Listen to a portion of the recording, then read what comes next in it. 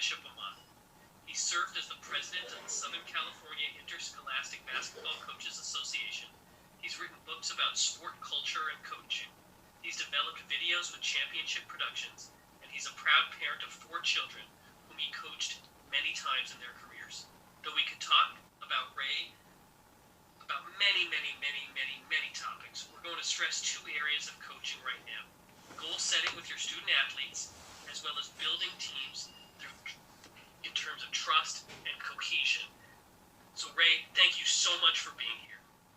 No, it's a pleasure. Thanks for the opportunity. I think that's the one of the most fun things I do now in talking to different groups and organizations is helping them build, their culture, whether it's an individual team culture or an organizational culture with their school or league or whatever. So I'm looking forward to chatting about it for a little bit. Fantastic. So let's just jump right in. Can you talk about the process you used for goal setting with the teams you coached? Did you set preseason goals, and how did you work to be sure that your operations as a program sought to realize those goals? Yeah, it's funny. You said 40 years, right? Been doing it a long time, and you steal stuff and learn stuff from so many different people. In the middle of all of that, after I'd been a couple places and done a couple of things, I was going to spend a year and just watch my son play freshman basketball. And Mike LeDuc at Glendora High School said, "Hey, why don't you come and help me? And anytime you want to go watch a kid play, go watch him, and no stress, no worries." So that was Casey Jacobson's senior year. In the preseason, in the fall, we went on a fall retreat at Newport Beach, and we had a Rolls and Goals meeting. And I've done it every year, almost every year since then. And all the kids were in the room, and everybody went around and we talked. They talked about what they individually thought they could bring to the team, and then it was open mic, and kids could pitch in, and teammates could talk, and it was a really, really great open forum. And I had never done anything like that, and I was kind of wary about how it might go, and obviously Mike had built a great culture there already, and kids knew the deal.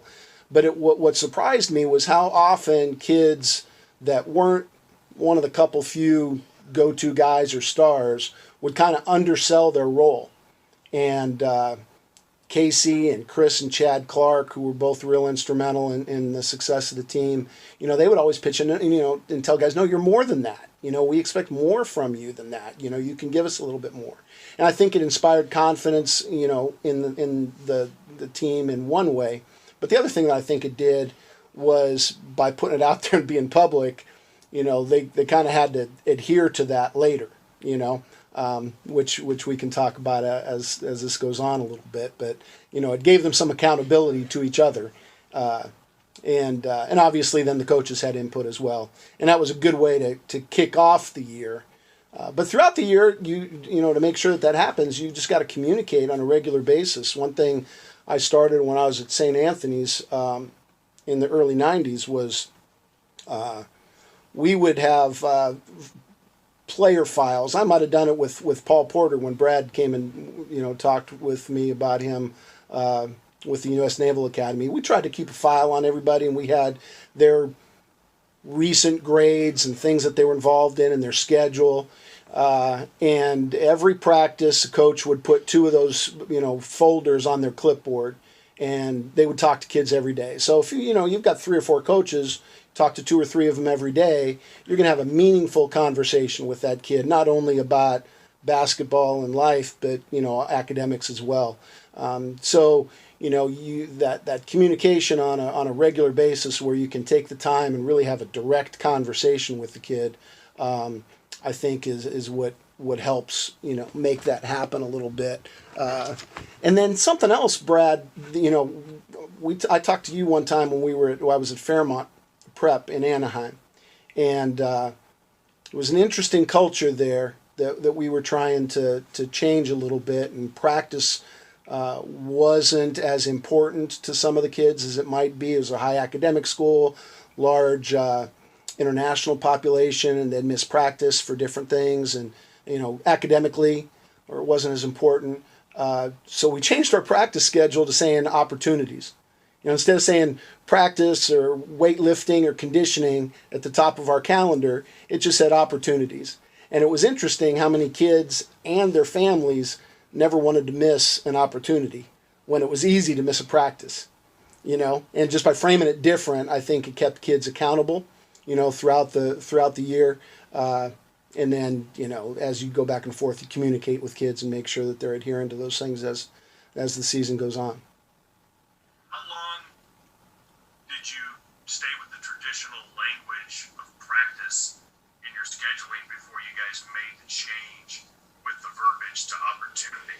Yeah, I started that. In the, that initiated any sort of difference in the behavior of the student athlete. Yeah, it absolutely did, and later on we could talk a little bit about how we measured that. But once we framed it as an opportunity, I noticed attendance getting a little bit better, but that was all. We didn't have any hard data on it, so we started to track that. And how and long before you instituted the change, though? Before you actually changed the wording on the schedule? Oh, yeah, it was during the season, probably in December. We had our September and October preseason stuff. Kids would, hey, I got to go do my bio lab, or I got to retake a test. And okay, and I got it. I supported that completely. I'd come from Pomona-Pitzer, and kids, sometimes would practice with 8 guys because kids had labs, and that's what it was all about.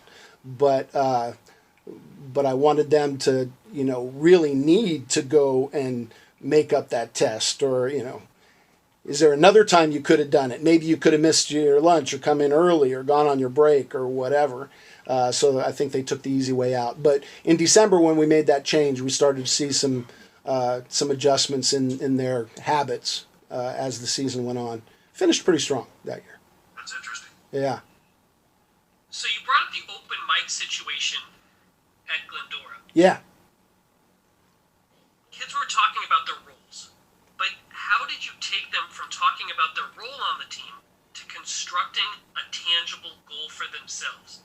And can you talk about the difficult conversations that you had when maybe a player had a really lofty goal, but you knew that it probably wasn't in the cards for that season? How did you have that difficult conversation with the player when your vision for the player and the player's vision for the player didn't align? Yeah, those things happen on both ends of the spectrum, right? Not only the kid that had a really lofty goal, but the kid who said, like I had a kid at St. Anthony's, he was the quarterback of the football team, and he was really, really good. He was going to be a scholarship quarterback, defensive player, athlete, somewhere. And, he told me during the preseason, hey, I just want to play defense, rebound, and give the ball to Ricky Price and watch him do something freaky with it, right? So all fine and good. I like that. He could give us that. But about 6 or 8 games in, it was clearly, not really what he had in mind. He wanted to do his thing too. He was just the starting quarterback of the football team. He didn't want to just be a guy. And so we had to have some tough conversations. In fact, as if I remember right, I'm not sure he finished the season with us. So that was a tough one on that end, right? And, it wasn't one of those things where you just kick them off. You just, hey, this might not really be for you, and you've got football in your, crosshairs, and maybe you should spend some time getting yourself ready for, I think he went to Utah State or something like that. But anyhow, so that was on one end. But the other one that is more like how you framed your question, Steve, when I got to Bishop Amat the second time, I'd started at Bishop Amat in the 80s as an assistant, left and went 9 years at Pomona-Pitzer with the stop at St. Anthony's in between, and then came back to Bishop Amat as a head coach when my son graduated high school. So John Haywood, right, very good player, played at Loyola Marymount eventually, had a pretty successful senior year as, things go, was really, really good for Rockfish at the time, and we were having that period where we're getting to know each other, what it was all about. And it was a June conversation, late June during the summer league, and we were walking through our Hall of Fame with all of the, football trophies and uniforms and everything up there. There wasn't much basketball stuff up there by then at all. And so I looked at all the football uniforms and I said, hey, John, you know how you get your uniform retired up there? And he's like, leading scorers, set records, he had those kind of answers. And I says, no, every football player up there was the most valuable player of a championship team. And I just stopped and let him, marinate in that a little bit. And he started to get that, wait, I don't get recognition unless we're really good, so that's where it started to come from.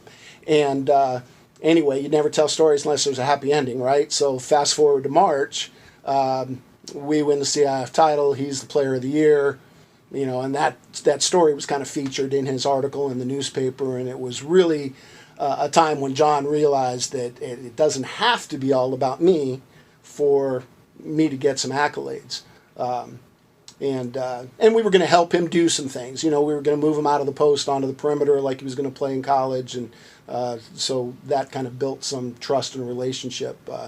But I had to downshift his expectations about his scoring title and record setting a little bit. Did you guys beat that brick in the final? We beat Palm Desert at the Palm and Artesia in the semis. And my wife was about 8.5 months pregnant. And when we were getting ready to play Artesia, I'm like, honey, maybe you better not come tonight, because we might go to the hospital after that. They looked like the Lakers on film. They had just beat Lompoc by about 30 or 40, and we had a really, really exciting semifinal game with Scott Parra's team. So, and then beat Don Brady and Palm Desert in the finals, who had played a perfect game against Mayfair in their semifinals. And I still talk to a couple of guys that were on that team, a couple of players who are now coaches.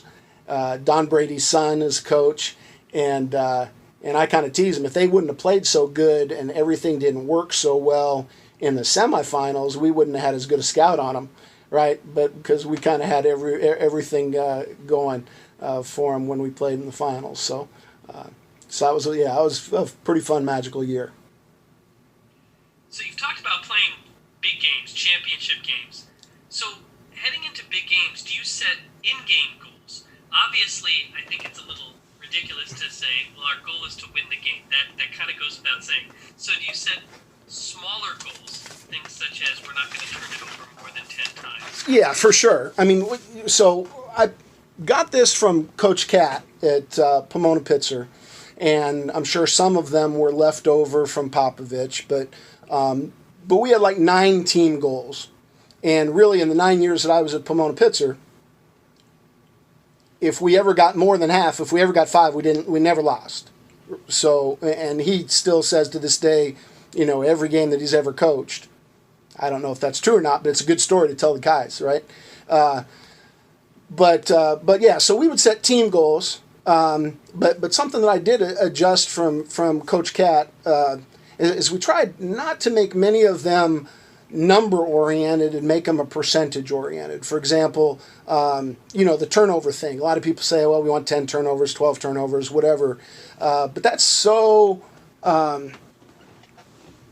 dependent on the pace of the game, right? And how many possessions there were. So, one of our goals evolved into we wanted to have half as many possessions as they did, or half as many turnovers as they did. So, maybe we'd have 10 if they had 20. If it was a fast game, maybe be a little bit different. But so we would adjust things like that. The other thing that I tried to do is make some of those team goals effort goals. Like we tracked contested shots instead of just tracking, defensive field goal percentage. We wanted to make sure that if we contested 90% of all shots, they were probably going to shoot a smaller percentage. And, by doing that, like if you turn the ball over and they go get a layup, it's going to be tough to contest that one. So one goal sometimes leads to another, right? We can't give up that easy one, right? And then, same thing, a lot of times certain seasons we'd track missed blockouts. So, yeah, we would have team goals. But really, something else that I got from Coach Cat, who got from Popovich, is it's really not about, like you said, Steve. It's not about winning the game, right? In fact, Pop came back to play Pepperdine and Loyola, or anytime they were in town, and there was a game against Pepperdine and Loyola, he would go see the game because Hank Egan was the coach at University of San Diego. So they were tight. So we would all go out to dinner, Kat and I, Hank, and Pop. And Pop was talking at dinner one day, and he said, basketball's not really a game, right? It's really, for you guys, 50 games on offense and 50 games on defense. And the more of those you execute well, if you string a few of those together, you're going to extend a lead and you're going to do okay and you're going to like the results at the end of the game. So it really got us whittled down to, that one possession is like a game in itself. And by doing that, then everything else is completely, irrelevant. The last play and the next play or how many turnovers we have, it really doesn't matter. We just got to have a good offensive possession, get a shot at that end, try to contest one at the other end, and, see if we can, whittle our way back into a lead. But obviously, when you're going into a game, you're going to have those team goals and you have a game plan. Then you're going to have to adjust, if they are pressuring you and you're getting a lot of turnovers or whatever. Those kind of things, are going to adjust. But it's really about playing possession at a time. And when you can get guys to really buy into that part of the process, then you're going to be really good. Or at least as good as you should be. Thank you. So you have a wealth of experience, and you clearly live your life with benevolence and principle. But would you be comfortable talking about some of the memorable mistakes that you made in your coaching career, and what you did to keep those mistakes from repeating themselves? How long is this podcast? Right? Yeah, you evolve, obviously, as a coach. I know, relationships with parents, relationships with administration, relationships with other coaches on campus are things that you gotta go through the tough times and learn them before you figure that out, how important those things are, right? I remember really early, one of my first couple of years at Bishop Amat in the early 80s. I was the JV coach, varsity assistant, and we had this big, tall, lanky kid. He's probably about 6'4", so he wasn't that tall, but his arms came down to about his knees. And he played wide receiver on the football team, or he was on the football team and he was listed as a wide receiver, but he didn't play a single down all season long in football. But at Amat in football, if you're on the squad and you got a uniform on the sidelines in a varsity jacket during the week, you're the man, right? So, close game, we're up by a point, and it's the other team's ball, 4 seconds to go, length of the floor. I'm not going to make the same mistake that, they made at Kentucky and not put anybody on Leitner, right? I'm going to put Johnny, you check in, right? And he'd get on the ball and he had his hands up. And he deflected the ball, and it didn't go where they wanted to. They missed a shot. We win the game, so I'm excited. John's kind of excited. Guys are kind of patting him on the back, and he kind of felt like he was part of something. And we went to our team room, and as we went to our team room, his dad comes out of the stands and kind of catches me, and says, "Don't ever embarrass my son by just putting him in for, the last 3 seconds of the game."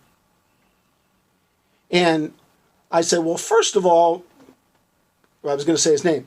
"First of all, sir, Johnny just helped us win that basketball game. And second, that's 3 more seconds than he played all football season." Probably shouldn't have said that, right, Brad? That was not a good one. Glad you said that, to be honest with you. Yeah, right. I wouldn't have said it today. It was the truth. It was 100% true.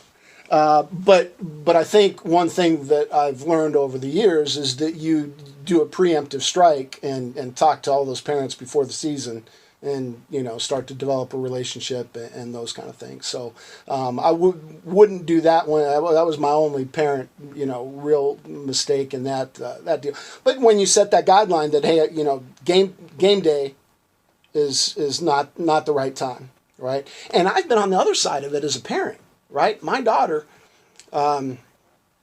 my oldest daughter played for great volleyball coach at Western Christian High School. She played 3 sports. And my younger daughter was 2 years behind her and really wasn't getting as much chance to play as I thought she should have. And my youngest daughter's junior year, they won CIF in volleyball.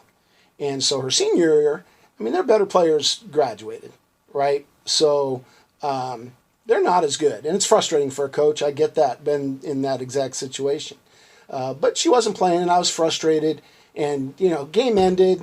She said something or, didn't respond to a mistake as well as she should have as a coach. And, game was over, and I was going to get out of my chair, and I was going to go talk. And then I realized, it's game day, right? I shouldn't talk on game day. That's my rule. Why should I violate my rule? So, I went back upstairs, sat back down, waited for my daughter. And then I realized, I'll talk to her tomorrow. And I looked at the schedule, and, it's volleyball. There's a game every day, right? So there's another game tomorrow. And by the third day, I was over it. It wasn't a big deal, right? So, I think that when you set that rule ahead of time with parents that, go home, sleep on it, tomorrow we'll talk, most of the time that conversation, doesn't even happen. But the whole football thing is interesting, too. When I was at Amat during that time, Eric Bieniemy was our star running back at that time. Right? He's going to be an NFL coach in a year. I might be in a year, if I get lucky, I might be the only person to have coached an NFL and an NBA head coach. So I'm hoping Eric gets a job. And then I got Budenholzer at Milwaukee, and I got Bieniemy wherever he lands, and that'll be pretty exciting. And I've got a girl softball player that played for me that's a hitting coach for the Chicago Cubs. So figure that one out, right? She's Major League Baseball hitting coach. But anyhow, Rachel Folden, she was awesome. Great stories there. But football, I didn't get along with. I didn't like being second fiddle at the time, right? They were great. They deserved everything that they got. And we were just scratching and clawing, trying to get a little bit of recognition, hoping to get good someday. And I remember being a little bit, jealous of that situation. And left Amat, went to Pomona-Pitzer, spent that time at St. Anthony's. And at St. Anthony's, their outdoor facilities are 9 miles away from campus. So their football, track, and baseball are all off campus. And the campus would go dark when school ended. Everybody left. And the football team wasn't great at the time, and school spirit wasn't very good throughout the year. And I remember at Amat, we'd have, all of the guys in uniform at our basketball games, and that was exciting. And nobody showed up at St. Anthony's because they didn't have anything to really brag about, So I started to realize how important football really was to set the tone for a high school program, and so started to embrace the whole multi-sport thing a little bit more. And the year we won CIF, I had an offensive on our basketball team. Had a guy that was an offensive tackle that went to Kansas, another offensive tackle that went to San Diego State, a shortstop that went to San Jose State, a linebacker that played at UCLA. I probably had 6 or 7 guys that contributed that were multi-sport guys, just because I bought into it and realized that, hey, we got to work together, and I'll work around them. And so, we tried to create as few conflicts as we could with the football coach so the kids could do both. He let kids walk through stuff during the preseason. During his season, my preseason, kids would come to my PE class and walk through basketball stuff. He said as long as they were in street clothes, it was fine. So we got along really well, and it turned into a good situation. We won a CIF championship. Baseball team won 2 national championships while I was there at that time. So The three of us got along and shared athletes. And I think that was a good thing for 95, 98% of the kids. And then there's the kids that, really should specialize at one point in time. When it comes point in time where they're not getting as much out of the sport as they think that they're putting in, then it's time for them just to focus on that other sport. My son, who's going to go play baseball at Laverne, got to that point at Camino High School. He was a basketball player for 3 years, loved playing both, but really needed a good summer and a good fall in baseball. Spent half of our, fall in Arizona, doing that whole thing. And we never would have been able to do it. And it wouldn't have been fair, to miss all that basketball either. So we ended up just focusing on that, and it turned out to be a good decision. But for most kids, that multi-sport thing is as good as possible for as long as possible. Switching gears, successful coaches at every level will tell you that sure, X's and O's are important, but relationship building is far more important. As a coach, how did you go about building a trusting relationship with your athletes, and how did you ensure that you could trust them in return? Yeah, it's interesting.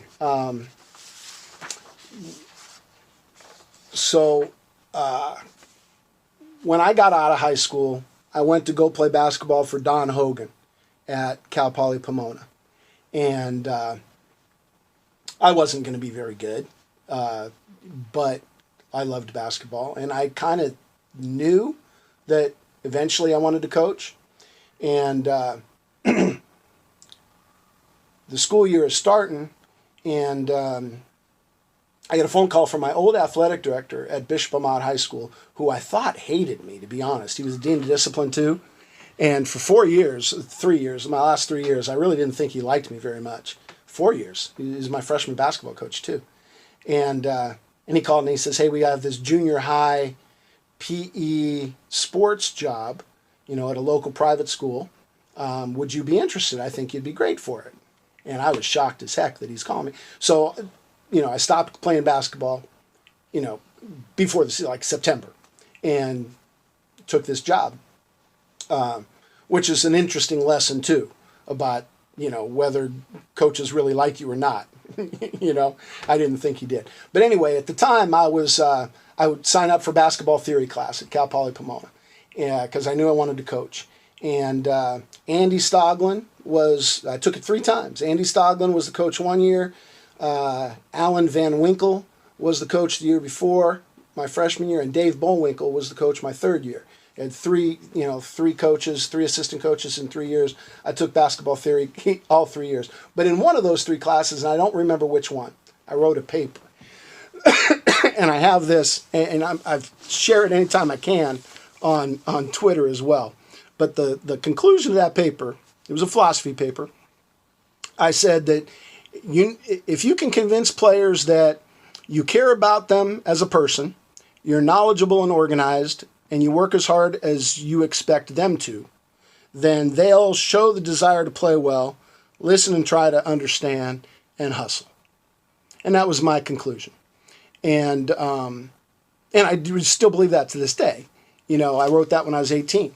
And so as time goes on, we develop all this stuff, right? We have all this information that we get at clinics, and we start to get that 3-ring binder that gets thicker and thicker. And I remember when I got to Amat, I had 5 assistant coaches, lower level coaches, and I gave them all a 3-ring binder, plopped it on the desk. This is our philosophy, teach that, right? And in the middle of the season, we started playing really, really well. We had a listless practice, and I went on a rant. And I said, you guys you're playing like you just don't care, right? Would you just try?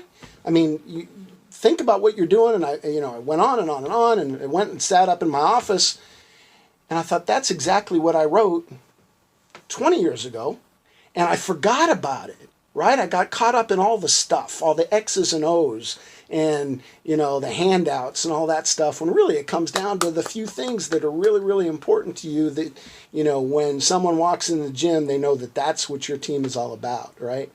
And so we downshifted a lot in terms of all of that stuff, and really started talking about those qualities. Do you really care about what you're doing, how it affects the other people, thinking about what your role is, trying your very best every time. So, that philosophy, as you just kind of emphasize it and message, it gets a little bit more ingrained. But I do still think that, even though Coach Wooden said you get what you emphasize, I don't think that's always true, right? What I think is you get what you record, what you recognize, and what you reward. All right? So that takes us back then to Fairmont Prep, Brad, when you asked when we saw changes. I started to realize that we can emphasize it, and I can put opportunities at the top of the calendar to get there, but let's figure out what we really think is important, not only on the court, but off the court, in the community, what kind of things are important to us, and let's start to measure them. And so I had a couple of assistant coaches. Obviously, some assistant coaches are better than others, but I had one guy that was really in tune with team kind of stuff and personal relationships and character kind of things. And so I put him in charge of that stuff. So he had a clipboard and he would chart those kind of things. My other guy would chart just game kind of stuff. And anyway, we came up with something that we were the Huskies, right? So we came up with something that I called Bricks and Bones. I don't know if you remember, Rick Pitino used to have Bricks and Saves years ago when he was at Boston College, where he would keep track of, really good things that you did, and those were your saves, and then really bad things you did, and those were bricks. And at the end of a week, that ratio determined how many of these drills that you did. And the reason he called them bricks is he had to do defensive slides with a brick on each hand, right, holding it during the defensive slides. So people didn't want to have many bricks at the end. So we changed it to Bricks and Bones, and we charted, because we needed to get people to practice in games. You got points off, for missing practice. We took attendance. Games, same thing. They got grades for their GPA. They got some bones for those kind of things, the statistical things. And so we really charted this out pretty extensively. And we started to post it in the locker room. And that was good. And this guy that I said was really good about character kind of stuff. He was a younger guy, kind of gung-ho. And he says, kids need to see stuff. They need to feel it. They need to know, tangible, like the whole turnover chain thing that's happening in football now, right? That's a big deal. Guys score and they give them a scepter to hang around, to walk around on the sidelines with, because they're the king. They just scored. So that visible thing, really motivates kids. So here's what we did. It's kind of a cool program, actually. Gave them all a Gatorade bottle with their name on it before one game. After the game was over, they drank the Gatorade bottle, and I had gone to my maintenance guy, and I said, I want nuts and bolts and screws and nails, and I went and got a bunch of pink beads, right? And we started giving them out different numbers of nuts and bolts and screws and nails for good stuff, and pink beads if they did bad stuff. And they had to put it in their Gatorade bottle. Is that a sexist thing, Brad, with the pink beads? Because now you could see it, right? It's in a Gatorade bottle, and you watch the Gatorade bottle filled up. And you didn't want to see the pink beads, but you wanted to see the tough stuff. And they would win a game, and they'd shake it, and it started to become a thing. And then I wanted to build more team unity. And we gave every kid a marble after every game. Every kid got one marble. And they had to give it to somebody else on the team that they thought did something special that day. And sometimes it was, hey, after I made that turnover, I was feeling bad. I came out, coach yanked me, and, you picked me up when I came to the sidelines, and you gave him, give him a marble. And so it really started to get that recognition thing going and recognizing each other.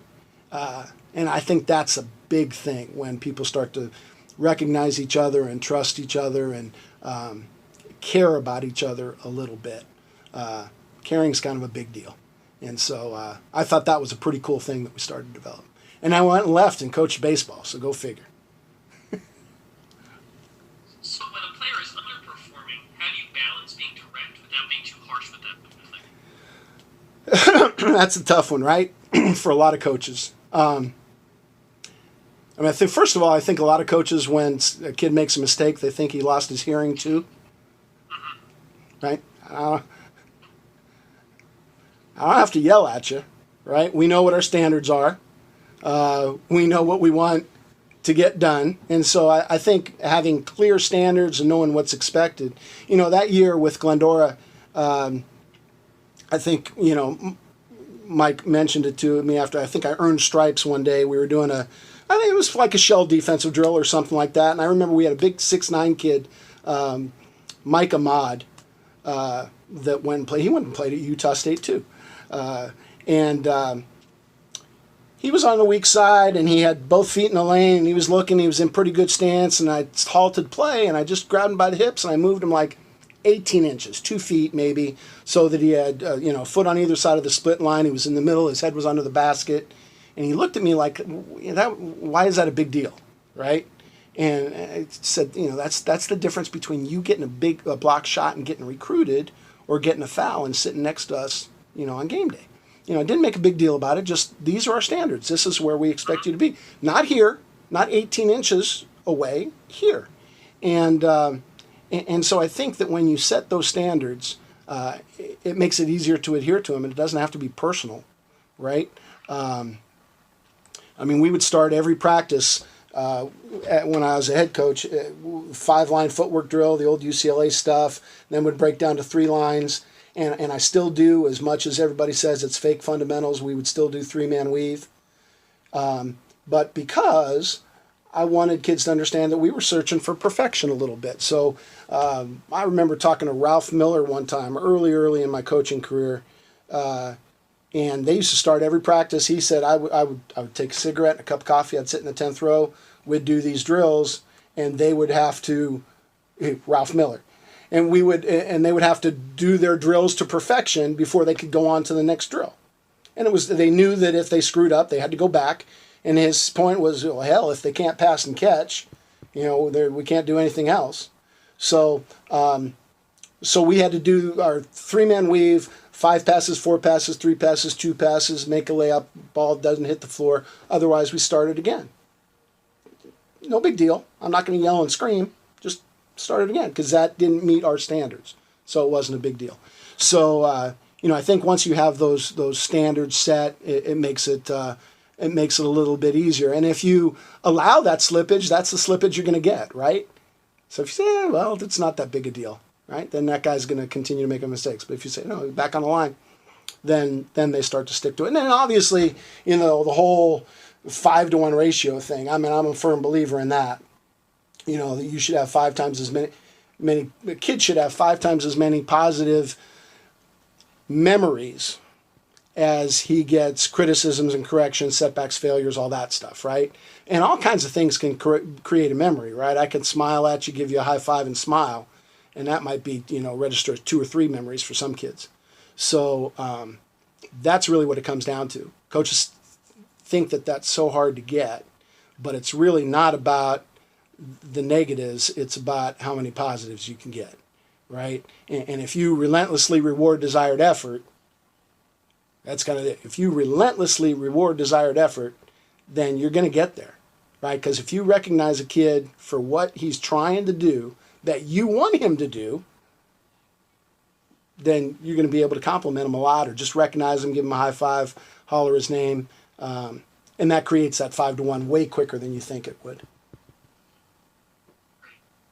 Ray, if you could, just let everybody know who Ralph Miller was so people may know. You're awesome. Yeah. So Ralph Miller, legendary coach. At the time that I saw him, he was at Oregon State. He was probably a couple places before that. But this would have been a clinic. I tell you, it was a clinic. It was one of the very first clinics that Greg Newell put together, Pete Newell's son, for Converse. It was at the Buena Park Hotel, and there was a happy hour. Right, coach's happy hour, and so me and my buddy, we wanted to be the first people to get the happy hour, and we get upstairs, to the lounge, and who's up there but Dean Smith and Ralph Miller? They were the first people, and both of them had a whiskey and a cigarette, and it was the four of us for about 15 minutes, and it was the coolest thing. I remember I got that nugget from Ralph, and Dean Smith said, Ray, what level do you coach? And I was a freshman basketball coach at the time. I said, I coach freshmen. He says, well, press, send 3 guys at the ball and tell the other 2 guys to do the best they can and you'll be great. so that was Dean Smith's suggestion. But yeah, so we were talking about early 80s. Ralph was a legend, obviously. Now, can you talk about a time you've had to adapt to the learning style of one of your athletes? They just didn't get it the way you were presenting it. Yeah. So a couple of things. Just about adapting. When I was at Pomona-Pitzer and my kids were playing youth basketball, I would leave practice at Pomona-Pitzer, and we were pretty good. And I would leave my college men's basketball practice to go coach my 5th grade daughter's girls game and then my 7th grade son's boys game or practice, so it gets you to adjust really quick, right? You gotta learn some different styles, and by coaching the kids, it made me such a better coach when I got back to the upper level, right? Because you got to be really, really specific. I remember a time not so long ago, about 5 years ago, I was coaching my youngest son, who has been to 1,000 games in his life, right? All of his siblings' games and his games. I mean, he watches basketball. I kept telling him to make this guy go left, and he was quick. So he would get up, and the guy drove right. Tyler, make him go left. The guy drove right. Timeout. Right? Tyler said, make him go left. I was, Dad. I was making him go to my left. No, his left, Tyler. I want him to dribble with his left hand. Right? So talk about being specific, right? He was completely right. I thought I was right, but we weren't talking the same language. So, specificity in how you're teaching and terminology is definitely huge.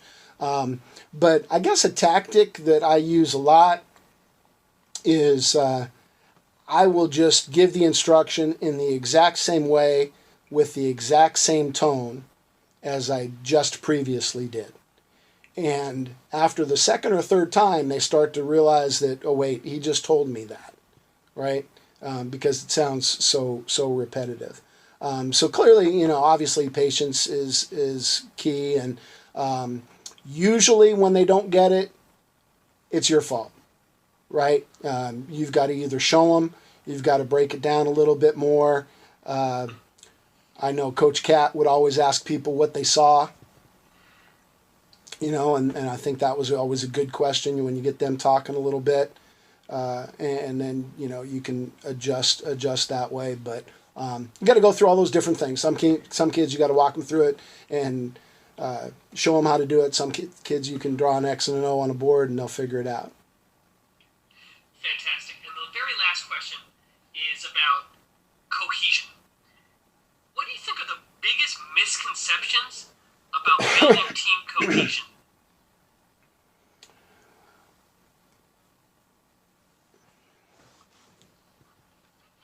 I think there's the few that coaches kind of get caught up on. that I battled a little bit. I liked having large teams. And I think one of the misconceptions is that when you have large teams, that means a lot of kids aren't playing and they're going to be disgruntled. And I think that when you go back to your roles and goals talk at the beginning of the season, you have to be really, really clear on how it all happens. After the roles and goals talk, whoever took advantage of their opportunities most was getting an opportunity to play. And then it was always going to be competitive, right? And you have to give them chances during that opportunity to prove that they're valuable, right? And then you have to relentlessly reward desired effort and recognize the things that they do well. And maybe they're the best towel waver, or maybe they're the guy, like I'll tell you what, that year at Fairmont when we were giving away marbles, the kid that got the most marbles played maybe the least, right? Because he was just a great teammate and people recognized it. So, I think, having the other misconception is you don't want to have seniors at the end of your bench because they're going to be trouble. I want maturity on my bench. Last thing I want is some squirrely sophomore that thinks he's going to play and wasting his time, on my bench when he could be getting more minutes, JVs. Maybe we practice together and he gets a chance to go against better guys, right? And that's his opportunity, right? But, I think that having a mature guy at the end of the bench that can control the bench and be kind of like a bench captain, I think kind of sets the tone and really brings the team together a little bit. And then, now I was never a 6, 7, 8 rotation guy either. I played a lot of guys. I mean, the year we won CIF at Amat, I bet you I played 11 guys in about 20 of our 29 games. And not because we were blowing people out, just in the regular rotation, right? Paul Porter's year, when you saw him, we had a kid to come off the bench that was a great shooter, but he knew that he was going to come in and hit a couple threes, and he was probably going to play 6, 8, 10 minutes, and that was his role. And he was going to cheer Paul like crazy, when it wasn't happening. And when you raise kids to be that way, I mean, one of the most proud moments I had with my daughter who played at University of Redlands, she was a freshman. She went there. She was going to play behind the league MVP who was a sophomore. So she was going to be behind her for 2 more years. She knew that. So her and another girl were kind of fighting for backup minutes. They'd both get a rotation in the first half, and then whoever played the best would be the sub in the second half. And she played for Jim Ducey, who ended up being the men's coach. And, I remember one game where she played pretty well in the first half. The other girl was on fire in the first half. But the second half, my daughter was so excited every time there was a timeout or every time, Flo made a basket. And I had to tell her after the game how proud I was that she was just a great teammate when she wasn't given the opportunity. When it's easy to cheer against that person inside because, if she screws up or doesn't play well, I'm going to go in. Right? It goes back to the Haywood article, right? When we all play together and we achieve, then we all get to get a little bit of recognition. So, I think that those are the big things. And something that kind of came along, it was kind of a baseball thing that happened, but we started talking about going ape for your teammates. In fact, I got an ape right here.